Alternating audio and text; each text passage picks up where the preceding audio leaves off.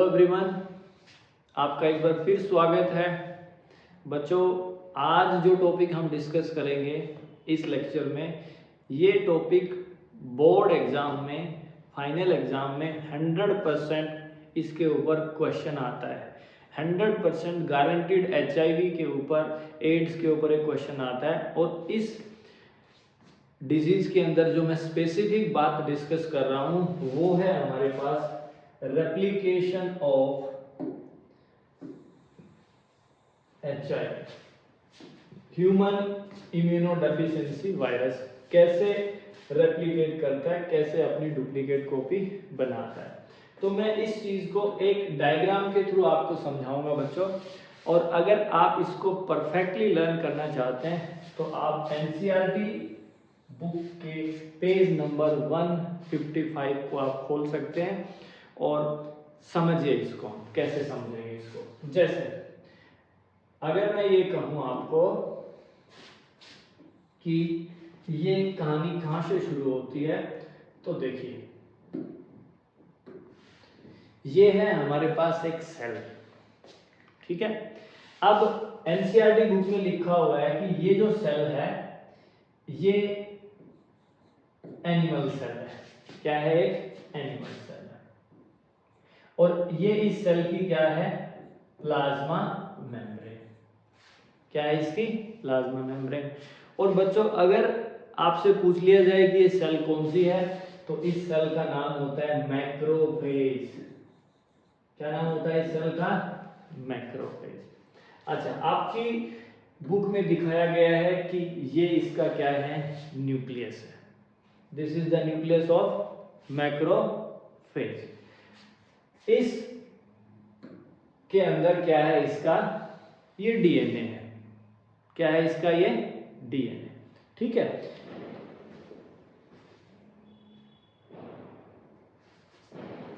ये जो DNA है ये सेल का न्यूक्लियस है और इस न्यूक्लियस में क्या है इसका? DNA, right. अब इस सेल के ऊपर HIV क्या करता है? अटैक करता है, ठीक है। तो देखिए नेक्स्ट अगर मैं बात करूं तो ये है हमारे पास HIV। ये HIV की क्या है? ये HIV की है protein code. Human immunodeficiency virus के बाहर जो प्रोटीन कोड है वो है ये। और इसके अंदर क्या प्रेजेंट है? इसके अंदर प्रेजेंट है इसका जेनेटिक मटेरियल। और इसका जेनेटिक मटेरियल क्या होता है? RNA। इसका जेनेटिक मटेरियल बच्चों क्या होता है? Ribonucleic acid. तो ये कौन सी कैटेगरी में आता है? ये बहुत इंपॉर्टेंट बात है। This virus, this HIV comes in the category of retrovirus. Retrovirus, very important information, that HIV comes in the category of retrovirus because its genetic material is RNA and this RNA transform into DNA with the help of a process called reverse transcription। अच्छा, अब क्या होगा? अब देखिए ये जो है ये HIV वायरस है, ये किस पे अटैक करेगा? सेल पे अटैक करेगा। ये हमने क्या दिखा दिया? इस मैक्रोफेज सेल के ऊपर क्या कर रहा है? ये अटैक कर रहा है, राइट। अब जब ये अटैक करेगा तो सिर्फ और सिर्फ इसका जो जेनेटिक मटेरियल है वो ही क्या आएगा? सेल के अंदर आएगा। इसकी जो प्रोटीन कोड है, इसकी जो प्रोटीन कोड है वो क्या रह जाएगी? बाहर रह जाएगी। इसका सिर्फ क्या अंदर आएगा?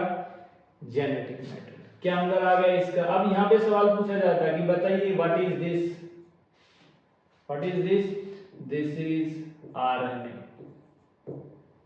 ठीक है। प्रोटीन कोड कहां रहेगी? बाहर रहेगी। अब इसका जो RNA है, ये RNA किस में ट्रांसफॉर्म हो जाएगा? DNA में। किस में ट्रांसफॉर्म हो जाएगा?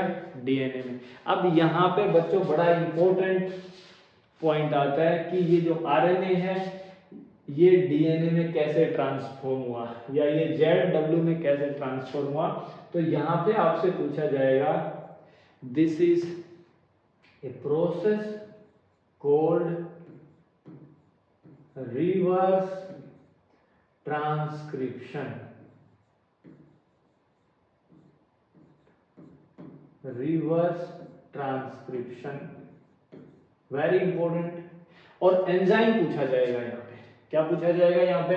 एंजाइम। एंजाइम का नाम बताना है आपको, तो यहाँ पे जो एंजाइम होगा that is reverse transcriptase. Enzyme का नाम क्या होगा? Reverse transcriptase, right. Process transcription, enzyme का नाम क्या हो गया? Reverse transcriptase. अब क्या होगा, ये जो डीएनए है, ये डीएनए जाके इस मैक्रोफेज के न्यूक्लियस के साथ क्या हो जाएगा? इनकॉर्पोरेट हो जाएगा। ये डीएनए इस मैक्रोफेज के डीएनए के साथ जाके घुल मिल जाएगा या इसके साथ अटैच हो जाएगा और इसके ऊपर अपना कंट्रोल एस्टेब्लिश कर लेगा। ठीक है, किसका? डीएनए, एचआईवी का डीएनए। अब एचआईवी के डीएनए क्या कर रहा है? इस मैक्रोफेज के न्यूक्लियस को इंस्ट्रक्शन दे रहा है कि क्या बनाइए? एमआरएनए बनाइए। अब यहां से क्या बनेगा? अब यहां से बनना शुरू हो जाएगा mRNA. What is this? MRNA. और ये एमआरएनए आगे चल के प्रोटीन बनाएगा। ठीक है, और ये किसका काम करेगा? नए वायरस के जेनेटिक मटेरियल के रूप में काम करेगा। और यहीं से क्या बनेगी? वायरस की जो बाहर की प्रोटीन कोटिंग है वो बन जाएगी और इस सेल के अंदर क्या बनने शुरू हो जाएंगे? ये बन गए नए एचआईवी।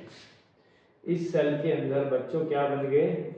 New HIV. तो देखिए, ये वायरस एचआईवी, इसका सिर्फ जेनेटिक मटेरियल अंदर आया था और उस जेनेटिक मटेरियल ने इस सेल के न्यूक्लियस पर कंट्रोल लेकर नए एचआईवी पार्टिकल्स इस सेल के अंदर बना लिए। ठीक है, और एनसीईआरटी बहुत इंपॉर्टेंट बात कहती है कि ये सेल जिंदा रहती है, सरवाइव करती है, डेड नहीं होती है। ठीक है, ये सेल जिसका नाम क्या है? Macrophage. What is the name? Macrophage cell. और इस सेल को हम कहते हैं HIV factory. Very important, HIV की फैक्ट्री कहते हैं हम। जैसे राइबोसोम को प्रोटीन की फैक्ट्री कहते हैं, वैसे ही मैक्रोफेज को क्या कहते हैं? एचआईवी की फैक्ट्री, क्योंकि ये मैक्रोफेज जिंदा रहती है और नए एचआईवी पार्टिकल्स को बना बना के छोड़ती रहती है, बना बना के छोड़ती रहती है। अब ये जो वायरस बने हैं, एचआईवी जो बने हैं, ये इस सेल से क्या आएंगे? बाहर आएंगे। और बाहर आने के बाद में बच्चों ये क्या करेंगे? ये भाई अटैक करेंगे। किसके ऊपर अटैक करेंगे? टी हेल्पर सेल्स के ऊपर। किसके ऊपर अटैक करेंगे? टी हेल्पर सेल्स पे अटैक करेंगे। टी हेल्पर सेल्स की संख्या क्या हो जाएगी? कम। टी हेल्पर सेल्स की संख्या कम हो गई तो जो हमारी प्लाज्मा सेल्स हैं, जिनको एंटीबॉडी बनाने के लिए किसकी मदद चाहिए? टी हेल्पर सेल्स की, तो वो मदद नहीं मिल पाती है और हमारी बी प्लाज्मा सेल्स एंटीबॉडीज नहीं प्रोड्यूस कर पाएंगी, तो हमारा शरीर इम्यूनो डेफिशिएंट हो जाता है। हमारे शरीर के अंदर एंटीबॉडीज बहुत कम बनती हैं और हमारा शरीर किसी भी तरीके के इन्फेक्शन से क्या हो सकता है? घिर सकता है या हमारी बॉडी में इन्फेक्शन हो सकता है। तो इस डायग्राम के जरिए हमने ये सीखा है कि एचआईवी कैसे एनिमल सेल, जिसका नाम क्या है? मैक्रोफेज, उसमें अपने आप को रेप्लिकेट करके क्या बनाता है? बहुत सारी कॉपीज बनाता है। ठीक है भाई, तो ये था एक छोटा सा टॉपिक जिसका नाम था replication of retrovirus and that is HIV, human immunodeficiency virus. Thank you and have a nice day.